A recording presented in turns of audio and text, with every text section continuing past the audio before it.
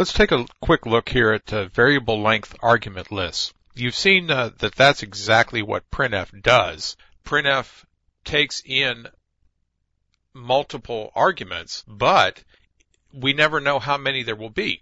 It depends on what's in that format string as to how many variables are going to be required to fill that thing out. So that gets a little strange to be able to code that and call a function not knowing how many parameters are going to be passed in. First of all, you have to pound include the standard arg.h at the top of your program, and then there's 4 different macros that we use. Those macros, the VA list and start, arg, and end, are all defined in that standard arg.h, the way they actually function inside your particular implementation. The VA list is used to create a special kind of variable, and that's var name. So VA list is just a type like any other, but it creates var name so that it will point to where all these things are located in memory. Then VA start, we pass it the variable that we just created, the var name, and something I called head on here, which is a piece of data that we know is right next to where this parameter list is. And I'll show you that in a sample piece of code here in just a second. Then we use VA arg, and again, that variable list name, and the type that we want to get out of there. We have to know what these things are, if they're integers or floats or doubles or, whatever.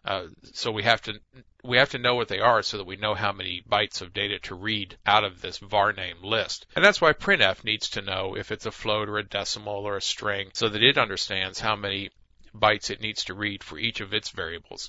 And then when you're all done, you use the VA end to clean up this special little piece of code that you set out there, this special variable called var name. So let's look at that.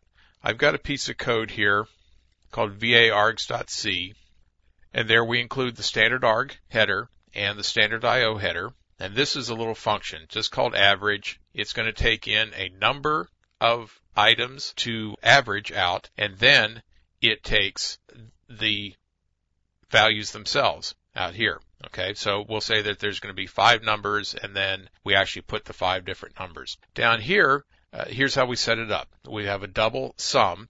So that's a large floating point, which is going to be all of these added together, and we just have X for a counter. Now here's our VA list, the macro to create the argument list. There's VA list, and arguments is what we called the thing. And here's a VA start. The VA start takes this new type, this new variable, arguments, and num. Num is this guy up here, this integer that came in. VA start uses that to find out where this is in memory, and then create the pointer to the first argument that's right behind that, because these were passed on the stack up here. This ellipsis, this ...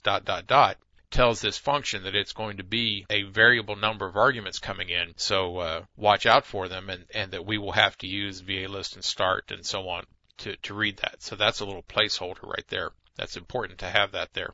Now here's our loop, and here we're going to go from 0 to the number of variable arguments that are coming in, and we'll make the sum equal to the existing sum plus the argument itself. And we're going to treat all these as doubles. All these numbers coming in are doubles, so every time we'll pull a double in. Now you can see that printf would have to figure out from the format string how many percent signs there were and know how many items to read and what they each would be if it's going to read an integer or a float or a character or something. This is the kind of place where it does that. And then VA end cleans up the arguments variable that we created up here. And then we just return the sum divided by the number. Now I don't have this initialized right down here because this first value is supposed to be num. 1, 2, 3, 4 numbers, so we'll just put 4 in there. And here we only have 3 variables coming in, so we'll put a 3. That's the way that should be set up.